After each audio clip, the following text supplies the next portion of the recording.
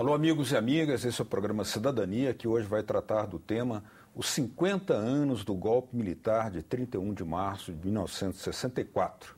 É um acontecimento que marcou definitivamente a vida do país de forma dolorosa e significando perdas de vidas, uma série de perdas do processo de construção democrática no Brasil, que exige uma fortíssima e severa reflexão ativa para que não se repitam mais acontecimentos como esse, interrompendo o processo de aperfeiçoamento da vida democrática brasileira. Para nos falar sobre esse tema, o nosso convidado é o senador Randolfo Rodrigues, do PSOL, do estado do Amapá, a quem agradeço muito por estar aqui em pleno recesso. Muito obrigado, senador. Eu que agradeço, Beto. Senador, recentemente foi divulgada uma nova parte de uma gravação do ex-presidente norte-americano John Kennedy, em outubro de 1963, onde ele praticamente sugeria, conclamava, induzia, indagava na forma de proposta por que não fazer uma intervenção militar. Mas antes da gente começar isso, eu gostaria de convidá-lo para que a gente pudesse assistir a essa gravação que nós temos aqui conosco. Eu pediria à nossa técnica que passasse aí uma gravação, uma reportagem da TV Bandeirantes e depois nós comentaremos com a sua reflexão. O mundo vivia o auge da Guerra Fria. Nos gabinetes de Washington, a preocupação era que o Brasil caísse nas mãos dos comunistas. Numa gravação revelada hoje pelo jornalista Hélio Gaspari, o então presidente americano John Kennedy discute uma possível intervenção militar para destituir o governo João Goulart. Kennedy pergunta ao embaixador americano no Brasil se ele achava aconselhável realizar uma intervenção militar no país. A conversa aconteceu 46 dias antes do assassinato do presidente americano. É mais um indício das intenções do governo Kennedy em relação ao Brasil. Outras gravações, já reveladas pelo jornalismo da Band, indicavam que os americanos conspiravam para derrubar João Goulart.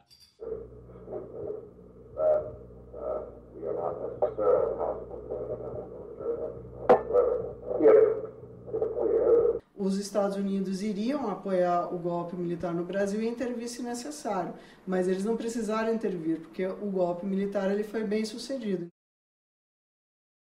Bom, senador, é uma gravação que não é uma surpresa, já se sabia, mas ouvindo isso divulgado agora, exatamente no ano em que se completam meio século desse golpe, né, como é que o senhor recebe?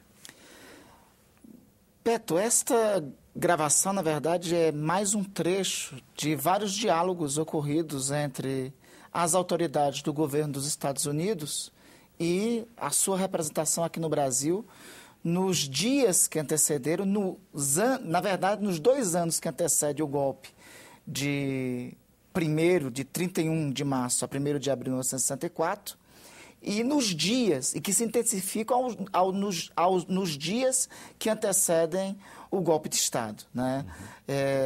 Essas revelações, isso passou a ser revelado com mais intensidade, principalmente devido à Lei de Acesso à Informação do Estado norte-americano, né? E essas informações nós temos tido acesso nos últimos 10, 15 anos, que mostra que é inconteste o que o Brasil já sabia há mais de 20 anos, que foi a participação de protagonismo do governo norte-americano naquele golpe de Estado aqui no Brasil.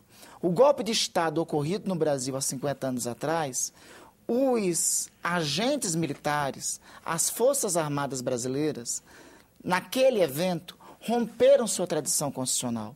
Na verdade, naquele evento, a primeira vítima do golpe de Estado foram os próprios militares.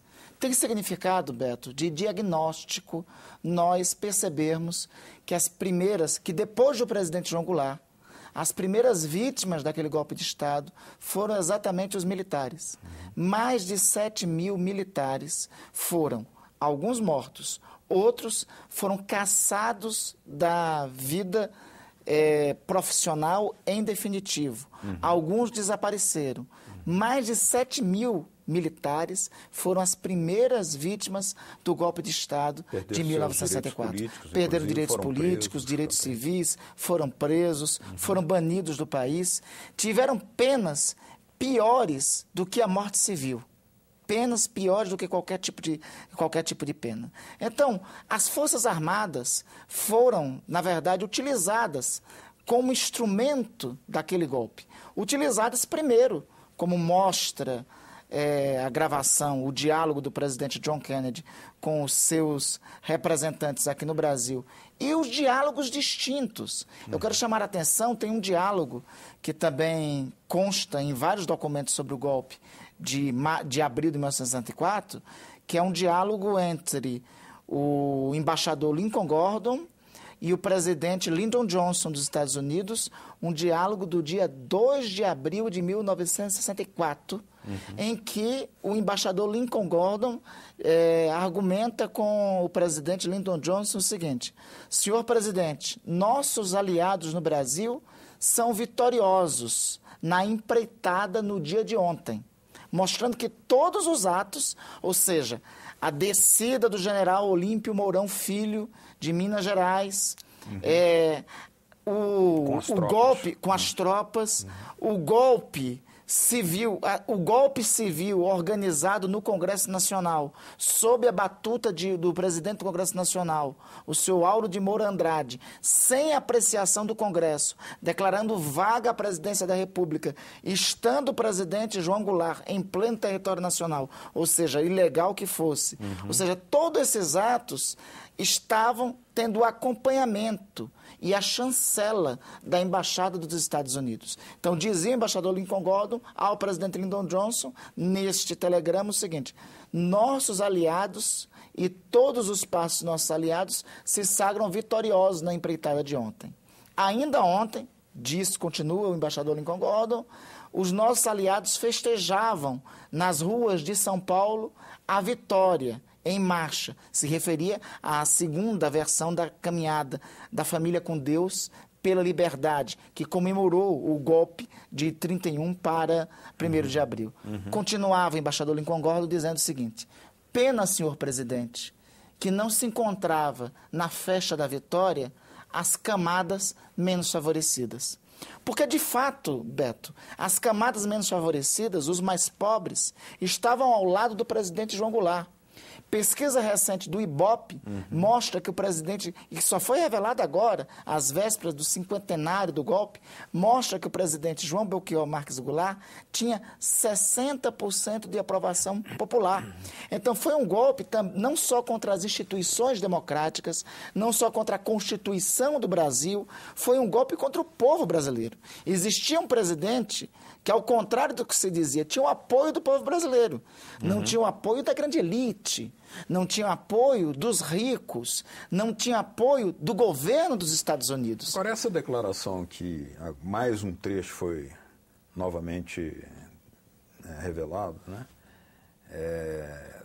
exige uma reflexão também em torno da figura do presidente John Kennedy, porque em torno dele se construiu uma áurea de que seria um dos expoentes democratas, mas ele aparece claramente sugerindo, né, uma intervenção militar em apoio aos militares brasileiros para derrubar o presidente João Goulart.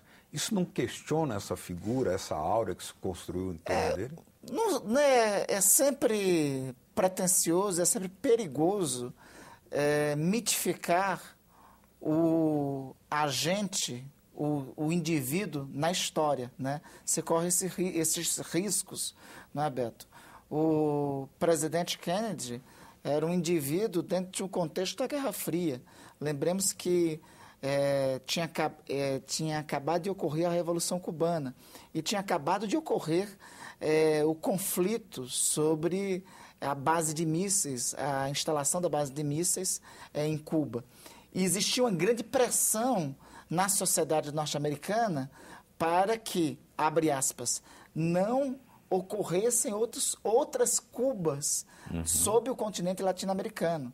E existia também aí, já que estamos falando do mito, né, a consígnia do mito de Che, de que que tinha que se reproduzir não somente mas vários Vietnãs por todo o mundo, né? E por conseguinte também várias outras Cubas também na América Latina. Então, Kennedy estava circunscrito nisso, circunscrito diante da ótica de um mundo da Guerra Fria, né? E ele era o comandante da ótica de compreender a América Latina sob a órbita da hegemonia e da influência norte-americana. E como a América Latina estava sob a órbita e a influência da hegemonia norte-americana, ela era, assim, o quintal norte-americano. Existia um conflito claro disso com a concepção do governo de João Goulart no Brasil. Não que o governo de João Goulart no Brasil tivesse uma orientação soviética. O projeto trabalhista para o Brasil era um projeto de Brasil grande. O grave do golpe de 1964 é que ele interrompeu um país que estava dando certo, Beto. Esse que é o problema. O Brasil não tinha nada a ver com aquele mundo de Guerra Fria, com aquele mundo bipolar entre Estados Unidos e União Soviética. O Brasil queria se afirmar no mundo, né? Os ideais, o João Goulart não era um, abre aspas, comunista ligado ao bloco soviético. Estava longe disso. Estava longe disso, né? As reformas embora tivesse ampliado as relações com a União Soviética. As reformas que o João Goulart propunham eram reformas, estavam longe até de serem reformas socializantes. Eram reformas democráticas, eram reformas que visavam romper com uma estrutura agrária atrasadíssima que nós temos no Brasil. E visavam propor a inserção do Brasil no cenário mundial de forma soberana. Talvez até tivesse aí uma grande ameaça, não somente para os Estados Unidos, mas talvez até para a própria União Soviética, né? Alguns valores que o governo de João Goulart estava propondo ali para o mundo eram inclusive inédito, né? Não à toa que numa conferência internacional, um pouco antes do golpe de 1962, Ernesto Che Guevara abraça incontestemente o chanceler brasileiro Santiago Dantas, porque pela primeira vez em uma conferência internacional, o chanceler brasileiro, o Brasil, levanta o princípio da autodeterminação dos povos. Ninguém falava isso. E por que ele levanta isso? Levanta o princípio da autodeterminação dos povos e levanta isso na OEA, para assegurar o direito de Cuba definir seu próprio caminho. Não somente Cuba, mas qualquer país definir o seu próprio caminho. Nós temos também, senador, um outro fato que exige extensão, porque esse é um ano que haverá, sem dúvida alguma, uma série de atividades para refletir sobre o cinquentenário do golpe, né? Que foi a sessão aqui no Senado Federal, por iniciativa do senhor e do senador Pedro Simon, para anular aquela sessão em que o então presidente do Senado, Áureo Moura Andrade, tinha decretado a vacância do... Qual é a expectativa do senhor? Porque isso é um fato que vai se transformando e ganhando conhecimento, reflexão, posicionamento político na sociedade. Qual é a expectativa do senhor que esse gesto possa servir para uma pedagogia política democrática? Beto, invariavelmente a história nos mostra que os povos que esquecem os erros cometidos no passado voltam a incorrer nas mesmas violações de direitos em decorrência desses mesmos erros. Então é por isso que nós temos que resgatar o ocorrido há 50 anos atrás. Primeiro pelo que ocorreu, porque houve a violação de um Estado democrático de direitos, para que isso nunca mais aconteça. Então, por isso que tem que ser lembrado. Segundo, porque tivemos 20 anos de violações de direitos, né? E terceiro, porque o que aconteceu em 64 interrompeu, como eu já disse ainda há pouco, interrompeu um Brasil que estava dando certo. Olha, era um Brasil que no futebol estava sendo bicampeão do mundo. Era um Brasil de uma belíssima geração, inclusive no futebol, né? Nós que gostamos tanto. Pelé, Garrincha, Zagallo, Vavá e tal. Não era só no futebol que estava dando certo. No tênis tínhamos Maria Esther Bueno, né? No pugilismo tínhamos Éder Joffre, a seleção de basquete era bicampeã do mundo, então nos esportes estávamos dando certo. Estava dando certo na música, né? A bossa nova despontava e os frutos da música veio na geração seguinte. Gal, Caetano, Chico, Maria Bethânia e tantos outros. Sérgio Ricardo e tantos outros. Chico, então, tantos, né? Era um país que estava dando certo nas artes, era um país que estava dando certo na economia, nós estávamos com uma média de crescimento de 11%. O cinema novo. Glauber Rocha, né? E era um país que estava dando certo na política. Nós nunca tivemos uma geração tão vasta de belos políticos à direita, Carlos Lacerda, só para citar, e à esquerda. Nós, assim, achamos que do Brasil recente, a grande revelação que veio do povo é Luiz Inácio Lula da Silva. Nós tínhamos Francisco Julião, um pobre, vindo do campesinato das ligas camponesas, né, que foi eleito deputado federal naquela época, né. Nós tínhamos Santiago Dantas, nós tínhamos Tancredo Neves, Ulisses Guimarães, nós tínhamos Afonso Arinos, nós tínhamos uma geração que foi banida da vida política pelo golpe. E nós tivemos a geração seguinte que foi castrada da vida política. Então, um Brasil que estava dando certo foi interrompido com o golpe. Então, isso tem que ser lembrado. Nós poderíamos ter tido o direito a um outro Brasil. Nosso Brasil poderia ser melhor. Nós poderíamos ter avançado muito mais se nós tivéssemos dado sequência àquele ciclo desenvolvimentista que nós víamos do final dos anos 50 e início dos anos 60. Esse ano em que se completam 50 anos do golpe, de março de 64, é um ano também da Copa e é um ano eleitoral. O que o senhor acha que os partidos, o Congresso, as organizações de massa, os sindicatos, a universidade, a UNE, os intelectuais, poderiam fazer no sentido de que essa marca 50 anos seja realmente aproveitada no sentido como um antídoto? Uma das sugestões, não é só os 50 anos do golpe, é 50 anos também do comício da Central do Brasil.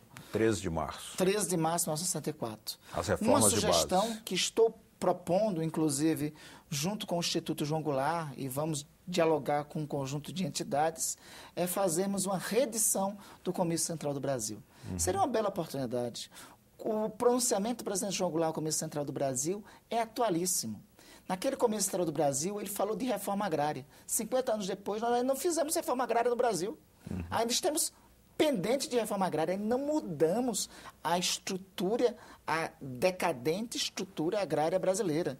A presidente da República, agora em dezembro, celebrou 100 assentamentos, parece-me.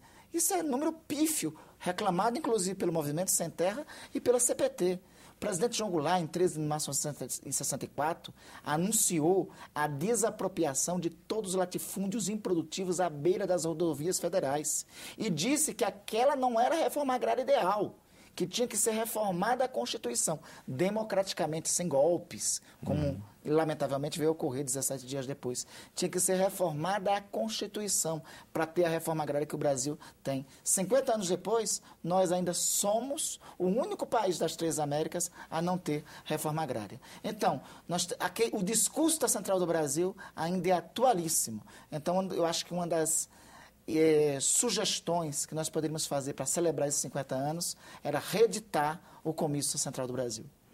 Muito bem, estamos chegando ao final do nosso programa Cidadania por hoje. Gostaria de agradecer a presença. Eu que agradeço, Beto. Participação do senador Randolfo Rodrigues, do PSOL do Amapá. Muito obrigado, senador. Obrigado também a vocês de casa que nos acompanharam. Caso queiram nos mandar suas dicas, sugestões ou críticas ao nosso programa, por que não? Olha aí na tela uma forma de fazê-lo. 0800 61 2211, 0800 61 2211. Ou se quiser baixar, copiar esse programa ou outros programas da TV Senado, também está aí na sua telinha uma forma de fazê-lo. www.senado.leg.br/TV. Obrigado pela sua audiência. Até a próxima Cidadania. Tchau. Tudo de bom.